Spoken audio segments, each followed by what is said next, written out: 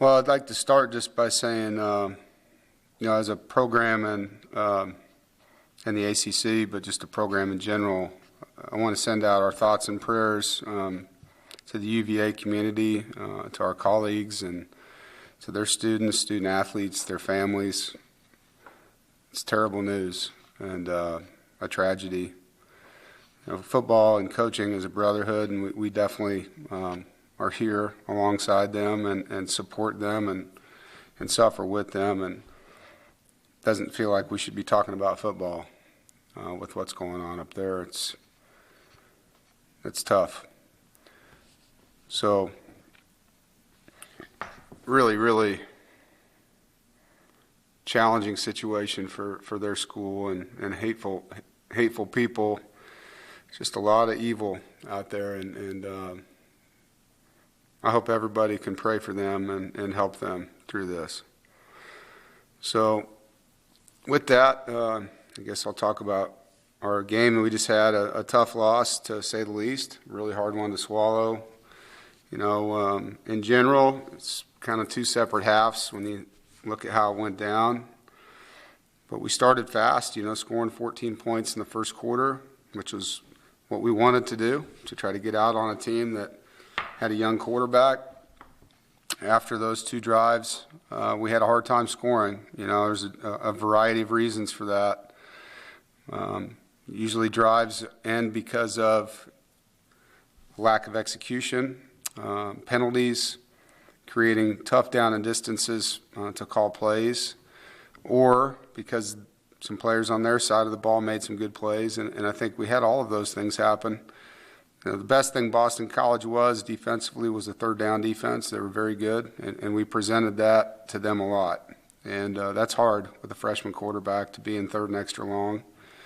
I thought our defense did a good job of keeping us in the game and battling, held them to -4 yards rushing. We turned the ball over 3 times in the second half before the final play.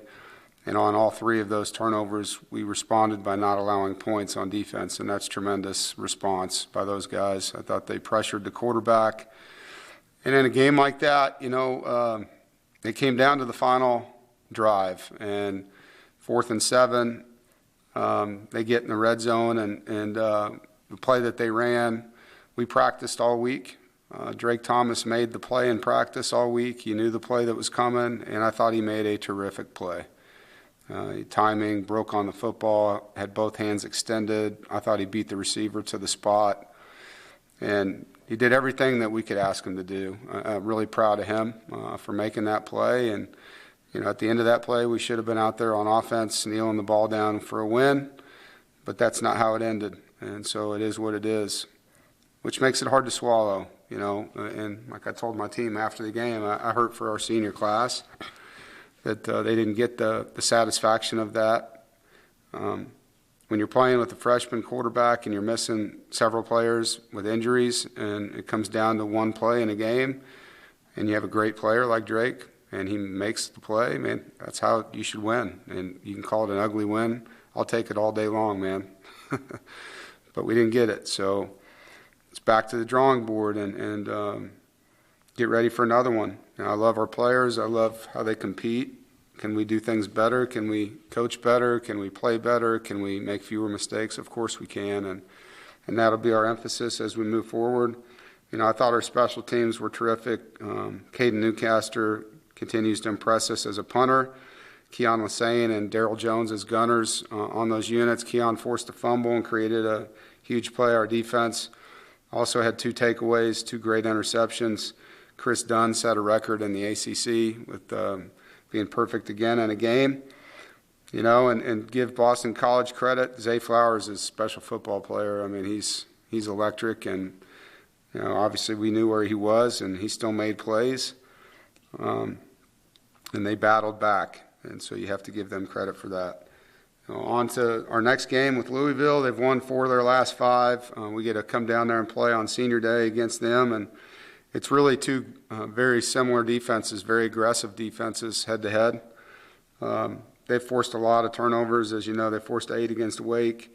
They bring a lot of pressure. They're coached well. They're aggressive, and they have good players. On offense, Scott's always been a balanced offensive coach, has good run game, a lot of outside zone, play actions, nakeds. We'll have a couple trick plays. Has very good personnel in the backfield. His tailbacks are hard runners. His receivers has a variety of guys at the receiver position, big, small, fast. Their tight ends are good players and experienced players, and their line's athletic.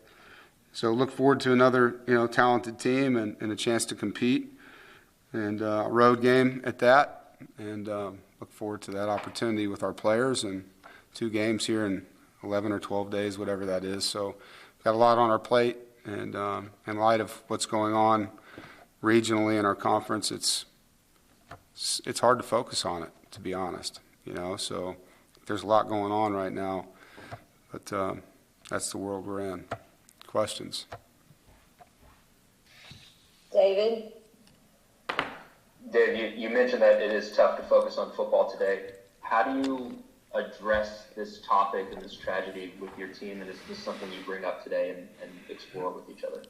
Well, I won't have them today. Today's our day off. I will have them in the morning, and we will discuss it. And like everything that happens, I think being transparent, talking from my heart, letting them talk from theirs, and being it together. Chip? Yeah, Dave, I think we all feel the same way you do about the Virginia situation. It was quite a tragedy. Let me ask you one thing about a coaching situation. A lot goes into a coaching job, but it seems like picking a team up after a really tough loss might be one of the toughest things you have to do. How did you go about handling that and getting them focused on the next task? Well, similar. I spoke from the heart. I told them I was in a lot of pain too. I felt for them. I felt like we were robbed in the moment because we made the play, and what I thought was a great play, and still do. And human errors are going to occur. None of us are perfect, and told them that they had to accept it and flush it and move on. And the only way we could, become whole again as a team is to fill the cup back up with emotion and go compete again and win. And we still have opportunities in front of us that allow us to have, albeit not the season we thought at the beginning with what we've dealt with, we could have a great season here still, and the guys all understand that. And so I think just being honest with them, not trying to sugarcoat anything, and letting them talk as well, letting them, say how they feel. And I did that with the leadership council. And then I know in their position rooms, those guys always talk about things that way. Todd? Yeah, Dave, is this maybe a good time to go on the road?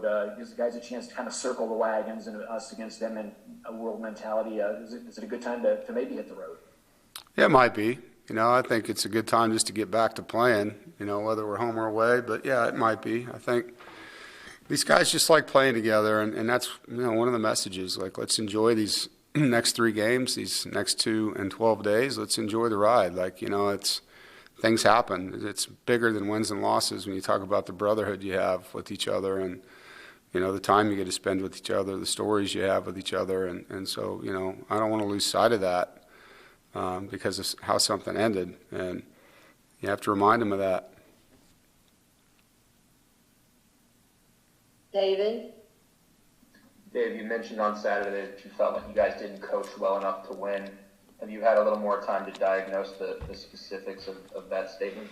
Well, I think I'm always going to take the blame. I mean, I'm ultimately the head of everything that happens here. And so anytime you watch the game in your room, and I stay up all night, after a loss, you're like, what could I have done? What things, of course, there's calls, but you don't get that. You don't get it in life either, You just don't. But you can learn from it, and I think that's the biggest thing. Hey, could we have blitzed or not blitzed? Should we have ran this play instead of that play? Of course, there's always those, but we don't get the luxury of hitting rewind and having a do-over. At the end of the day, everything we did led us to one play to win it, and we made the play. Right? We did. You guys all saw it. So, yeah, could we have eliminated that from happening on 4th and 1 on the 1 yard line? Could we have gotten in the end zone? I thought we called a good play. We didn't block it well. And it's a play that should have scored because we had enough blockers at the point of attack. Could we have called another play? Sure, we could have, and we still would have had to have blocked it well. And maybe we would have, maybe we wouldn't have. On that particular play, their nose guard won on that play, and that's football. Sometimes you go up and you make a play, and sometimes you don't. And say the same thing about last year, there were some times where Emeka just made some plays that most people probably wouldn't have made that won games for us, If he dropped it, would it have been a bad call? No. He made the play. And at the end of it, you have to coach the guys to do the best they can, and as coaches, you do the best you can. And second-guessing yourself doesn't make the play different. You just learn from it. What else could I have done? And we do that every week, every play, whether you guys believe that or not. Like, we really, really sit in here and think about everything that we do. And we're not perfect, but these kids play really hard for us, and we're doing everything we can to help them. James? Dave, I know you talked a lot about first couple of games with MJ, him taking care of the football. Yeah. When you were looking back at the mistakes or the turnovers from this past game, were they self-inflicted by him? Was it from the defense? What'd you see on those three? Yeah, I think, maybe when you get a true freshman in the game that hadn't played as much, maybe those could have happened earlier. Maybe the fact that he didn't have a mistake like that until this game made the expectations too high. I don't know. I think he tried to make a play on one of them. We're running a read play, and he saw the end. He thought he'd outrun him, even though, in retrospect, I'm sure he'd say he should have handed it. But he's a player trying to make a play. The running back had the ball, in his belly, and it just didn't get pulled out the right way and went right to him, right? On another one, he underthrew a ball. Of course, he could throw a better pass there. That's going to happen from time to time. So he made some mistakes that, like I told him, you're human too. You're going to learn from the things that you did, and you're going to get better because of it. We don't expect him to be perfect. But anytime any player, freshman up to senior, makes a mistake, you're going to evaluate it. You're going to try to help them through it, and all you ask is that they learn from it. And just to follow up, I know it's early in the week. You had a couple guys go out in this game, Trent, Grant. Any updates on any of them? No, it's too early to say on that. Thanks. Brian? Yeah, Coach, I wondered if you'd heard from the ACC about your comments on that call, or if you guys had conversely sent some tape to the league office about it. Yeah, I can't comment on any responses I get. We always send in the calls that we're not happy with every week, and then they respond, whether they thought it was a good call or a bad call. And then as a coach, I'm not allowed to make that public. So you guys know the rules on that. I also wondered, late in the game, obviously the offense was struggling. Did you think at all about going to Jack to maybe get his running ability in there, some more QB run? No. Thanks. Chip? Yeah, Dave, one thing, looking ahead to next week, just for a second, Mac Brown said today that both you and he lobbied the ACC not to play that game on a Friday, so as not to interfere with the high school playoffs. Did you do that? Could you just explain a little bit? Yeah, I think in general, the High School Coaches Association in the state of North Carolina has made it very apparent that they don't like any of our colleges playing on Friday nights, that's a high school football night, and we agree with that. But that's above our decision making. Obviously, that's part of the television contract that we're in, and it'd be great if it wasn't a Friday game for those reasons. But it's one of those things that I don't control, Mac doesn't control, and obviously neither of us like it, but it doesn't matter. Is there anything else for Coach? All right, everybody. Thank you all. Thank